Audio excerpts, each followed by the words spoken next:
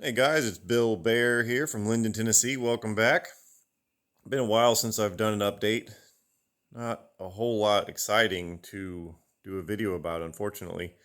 Um, we had a heck of a cold snap come through. If you're, everybody pretty much aware of it, but here in Tennessee, we had probably a half inch, 3/4 of an inch of ice, and then on top of that, we had a few inches of snow, 3 or 4 inches of snow, I guess. Um, and I live at the bottom of a pretty steep hill with a uh, steep hill, obviously going down the other side. So getting out of here wasn't really an option. So I was kind of stuck at home for about a week or so, which gave me a lot of time to work on the wiring on the Jeep. Unfortunately, about one day into it, I ran out of connectors, so that sucked. Then it turns out my neighbor who lives up the hill, who also has a Jeep who could get up and down his icy, snowy hill, had a whole bunch of connectors, so I was kind of saved. So that's what I have been up to. I brought the wiring harness from the StealthEV kit in here and started integrating it into the factory Jeep wiring harness.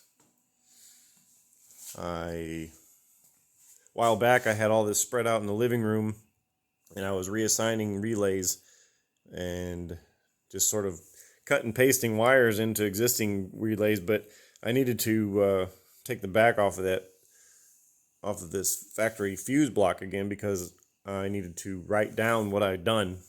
So I need to write down where does the new fan relay, where does it get power, where does the coil for the relay get power, and then where does the power come that or where does the power come from that actually runs the load. That way, if I ever blow a fuse somewhere down the road, I can look to my wiring harness and hopefully get some guidance. But that's pretty cool. So let me kind of zoom you around up in here, and we'll show you what's kind of happened. What kind of happens here? I don't actually know if I have this thing turned on or not. I hope so.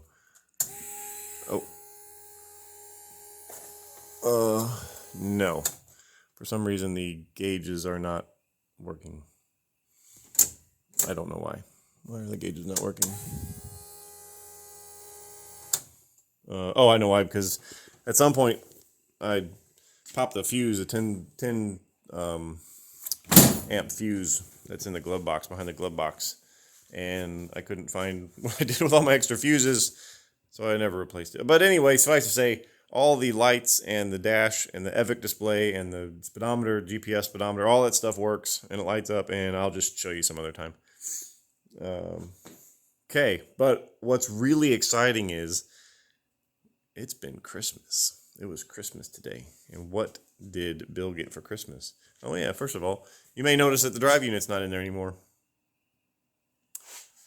What did Bill get for Christmas?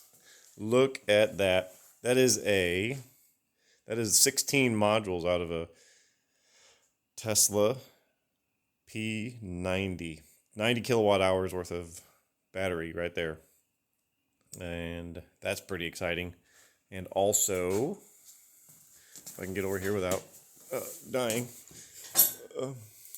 that is the Orion2 BMS battery management system. There's about 1.5 million itty bitty wires that go to each one of those modules. Each one of those modules has 6 cells in it. So you got 6 positives and 6 negatives, and then you got 2 temperature thermistors, and then you do all that times 16. So it's a lot of wires, and yeah, that's what's coming next. Then what else? What do I do with my charger? I have a charger in here too. Also, I don't know what I've done with it. I probably should have checked that before I started this video. Well, anyway, it's underneath the BMS.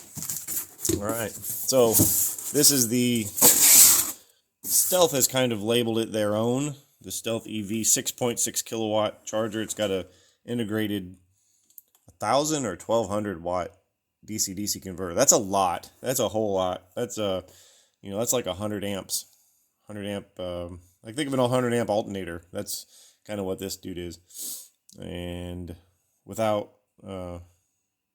yeah, so that's what that is. So it's a DC-DC converter and charger all in one unit. And then the most exciting thing is I got my gears for the drive unit. Here are the new gears for the drive unit. So if you will recall, the original drive unit has like a 9.3 to 1 gear set inside of it. And if you run that straight into any kind of differential gearing in a Jeep or any vehicle, you're going to have a really high numerical gear ratio, final drive gear ratio. So think of like first gear has a higher numerical gear ratio than fifth gear. So you'd be stuck in, say, fourth, maybe, or no, you'd be stuck in first, or even granny low first, something like that. That's no good. So I bought a 4.5 to 1 gear set from Quaife Engineering. They're in England, I think. At least that's where this gear set came from England. And yeah, that's that. And not only did I get that, but I also got the drive unit out, and I took it apart already. I probably should have done some video or pictures of it all together, but I will do another, well, I'll at least do some pictures of when I get the new gears in there. But the only thing that's really left is the output shaft from the motor. Yeah, that's it. That's all that's there. The output shaft from the motor. So, and then here is the original Tesla differential right there, differential gears. And then this is the intermediate gear, and then this is the gear that goes on that motor shaft right there. So I've done some little calculations to kind of give an idea what we're talking about here. Originally, we've got an old versus new. Originally, the pinion shaft, the pinion gear coming off of the motor had a, we're looking on the left column here, this had a 25 gear tooth. That went into an intermediate gear with a 78.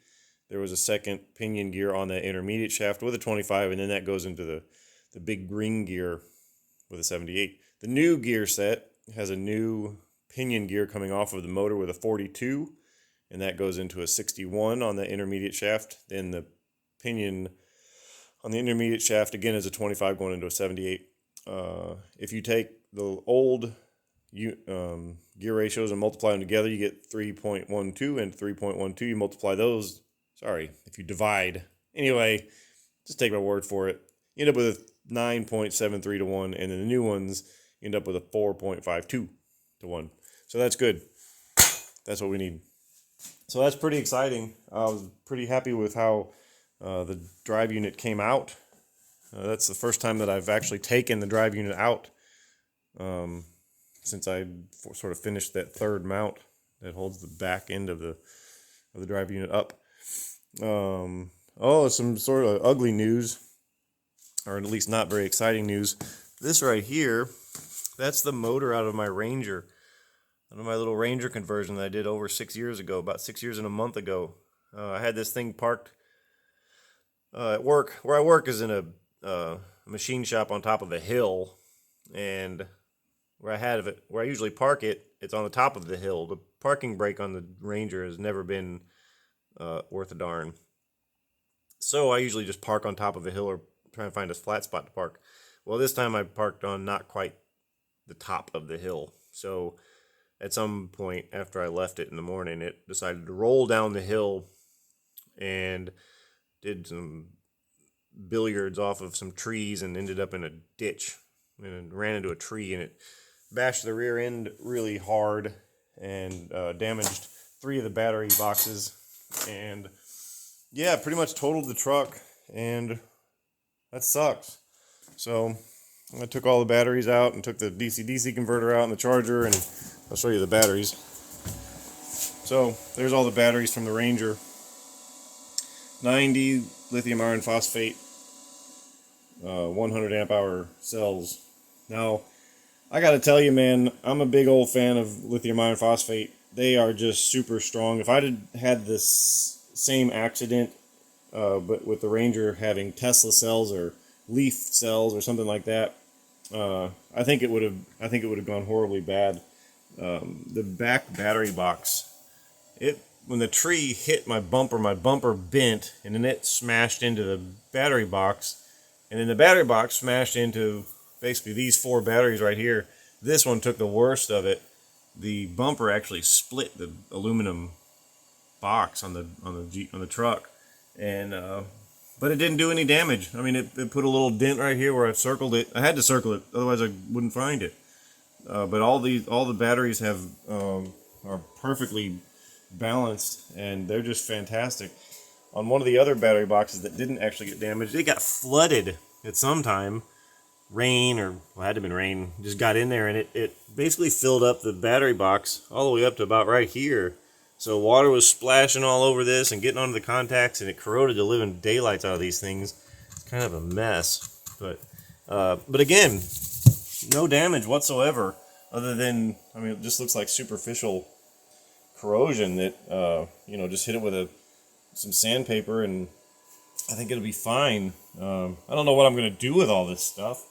Maybe put it in, I'd like to get one of them little Japanese trucks, one of them little cab-over Japanese trucks. I think that'd be fun, or maybe a side-by-side Razor, maybe a side-by-side Ranger. That would be kind of poetic or ironic or something. But well, I think that's all I got for now. So this has been a pretty exciting day. Got the drive unit out, got the gears swapped out. I'm going to call it a night, but I'll finish this up tomorrow. I should be able to get all those gears back in there and have all this thing assembled again. Oh yeah, there's something else too. So the rear differential in the Tesla drive unit is open, what they call an open differential. And that's all good and well, but if you've ever been in your car or whatever, and you got on ice or in mud or something, and one tire just sits there and spins and spins and spins, that's what an open differential does for you. That's all good and well, but my center differential, which is now the Tesla drive unit, I'm going to take that open differential out, put this big bad boy in there. This is made by Quaife. This is what's called a torque biasing differential. So inside of here, there's some they're like worm gears, and I don't know, you can't, maybe you can see, I don't know. There's like all kinds of gears and stuff in there, and they interact with each other, and they bias the torque, as the name implies. So the side with the lowest amount of torque, say 100 pound-foot of torque, is what's causing the right side to break loose. It'll bias that torque based on the gears and stuff, say 60-40. So it'll take 60% of that 100 foot-pounds, and it'll send it to the other axle. So the axle that has the most traction, the one that's not spinning through this limited slip differential, gets power. That's probably really confusing. I don't know how else to say it. If you're really interested in it, just kind of Google search, go on Wikipedia and put torque biasing differential. There's a dozen different manufacturers. Torsen does one, I think. Oh hell, I don't know. Other people do it too. But anyway, torque biasing differentials. There's a handful of different locking differentials. The one that I've got in the rear axle on the Jeep is they call it a lunchbox locker, but it's got some ratcheting sort of gear cog things that are sort of, whenever you go around a corner, they like push apart from each other to allow a little bit of slip. But whenever you put the power to it in a situation where you don't want slip, then those cogs get smushed together and aren't allowed to slip. So you end up with a locked differential. Anyway, this video is by far my longest one. I probably lost everybody. We're at 14 minutes. What's the magic number? 8. Anywho, thank you for coming back and checking this out. And thank you for sticking with me. And I hope you're enjoying these videos. I'm enjoying making them. I'm enjoying doing this. And now that I've got all this stuff, I can get back to it and make some headway. There's a big Jeep jamboree, big Jeep trail ride festival thing in June, middle of June, and I really want to have this done for that. I'll be sad if I don't. It won't be the end of the world if I don't, but I'm going to try and push for that as best as I can. So that's where we're at, and yeah, well, I'll talk to you guys later. Bye.